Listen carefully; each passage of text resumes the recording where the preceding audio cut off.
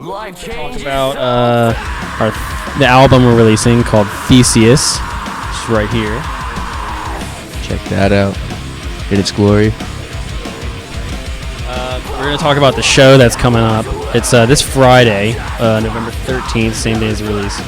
And we're going to talk to you about a couple of the bands that are on there and what we picked for the lineup and everything. The person that's opening up is going to be Jerry Fell. And he was an acoustic act that was originally going to play at the venue the same day. And I think Alex had told us about it. And then we were open to the idea of having him on to actually play the show with us because, you know, the diversity in music is... It's always been a big thing for all of us. Like, everyone in the band likes every kind of genre really there is. So, I mean, we're really up for it, and we feel like it'd be a cool way to open everything up, and I'm sure he's going to be a great act. Next band is Earthbound. And Earthbound, I actually was, I talked to John from Memoria, and he told me and the band that could be a good fit for it was Earthbound. They were pretty sure their guitar player, Josh, that I know, he was originally in a band called Faithful Few, and I'm pretty sure they're breaking up, or they had already broken up. Do you know if they broke up yet? Yeah, it was a long time ago. They're doing the Texas. Did they do the Texas in July show? Back in the three-piece days. Back in the Yeah. Old school. At the Champ. Was that actually the show? Yeah, we played a three-piece with War of Ages, and they were on it. So the next band is Hollow Visions, otherwise known as Farewell Forgotten. I'm just going to talk to you a bit about that. We first played with this band on the Anthony Flick benefit show back in February. I think that was their first show, right? Yeah. They did a really good job for a first show. Yeah, like you could already tell something was starting to really be special there. And then I saw them, I think it was in May maybe. I don't know, it was some time ago. And in like that 3-month or whatever span, like everything was amped up. Like everyone's crowd killing and shit. And I'm just like, whoa. Like this is a great live band. And we're stoked that they were able to play this. Their vocalist is Gil Armory, which is originally, I feel like I ended up recognizing them. Yeah. Because I remember, I think when Armory was on the Anthony Flick Benefit show, right? Yeah. They headlined it. Yeah. And I remember talking to Gil and was like, oh yeah, that's my little brother's band. And I was like, oh really? And it was just really cool because I remember we went up and talked to them and we saw them play and everything. And they really put on an awesome show. Like he was saying. Next band is I Feel a Presence, and we just met these guys not too long ago on the Progressive Metal Hardcore show, which is the worst name for a show ever. I write drum. Yeah, I don't. Some bands are.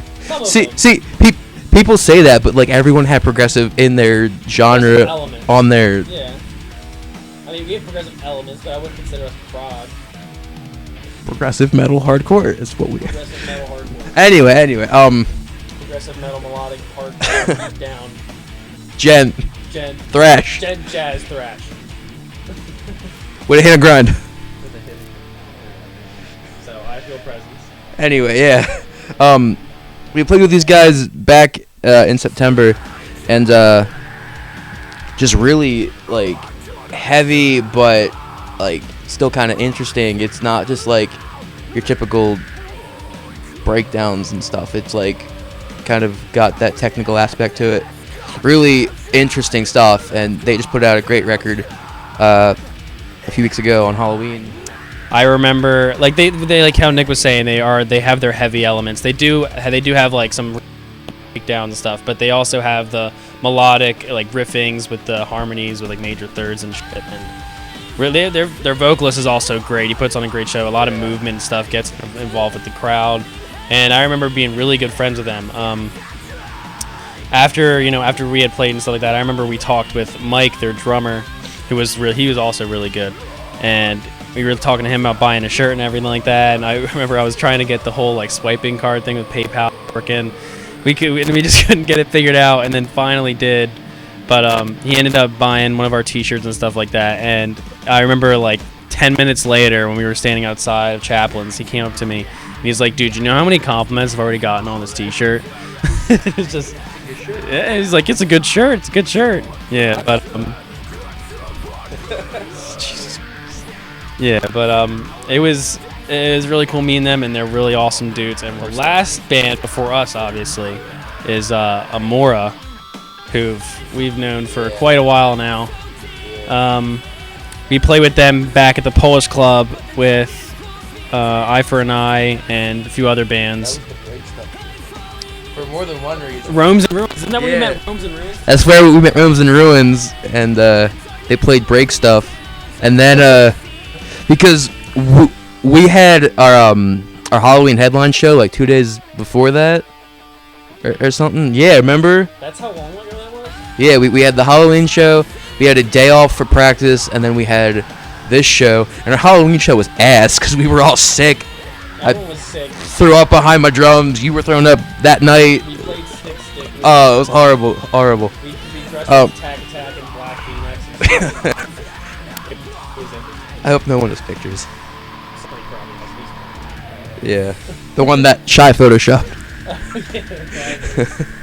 But I remember like that show. We just went so hard because like I was knocking shit over. I remember. I think your drums fell over. I think I broke my wireless that show. It might have. I remember like I knocked half my cymbals over. Tristan's coming up there like, "Oh shit, let me put this back together." I don't know.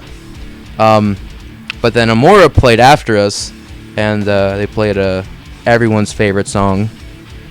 Ohio is for lovers. I said, Ohio's not for lovers. True story. I wrote that song. No, you didn't. I wrote the song called Ohio is Not for Lovers. It's a okay. beat down. Yeah, but they played that song, and I remember that's what first kind of caught my eye. Even though, like, of course they're a great act in general, but they played that song. Like, I grew up with Hawthorne Heights, younger and stuff, so it was I was kind of really pumped about that, and everyone was screaming the lyrics back at them. And I remember just getting really into their set because they're not like metalcore, and they're not really hard. They're like hardcore, but they have like punk elements and then like post-hardcore. Yeah, I know, but I didn't want to just generalize them by saying they're post-hardcore because they're a little more than just post-hardcore because they have like I remember Tyler and stuff was soloing on that show and stuff too, and they have multiple vocalists and they do a really good job. It's this thing called heartfelt lyrics. Mackenzie. But I remember after they played, Tristan went on stage and he was like, to the asshole that broke into my car and stole my clothes, fuck you, because he was just like so angry, and obviously I'd be pissed off too. He's like, I don't know who just breaks into somebody's car and steals their clothes. In Phoenixville, of all places. That bad.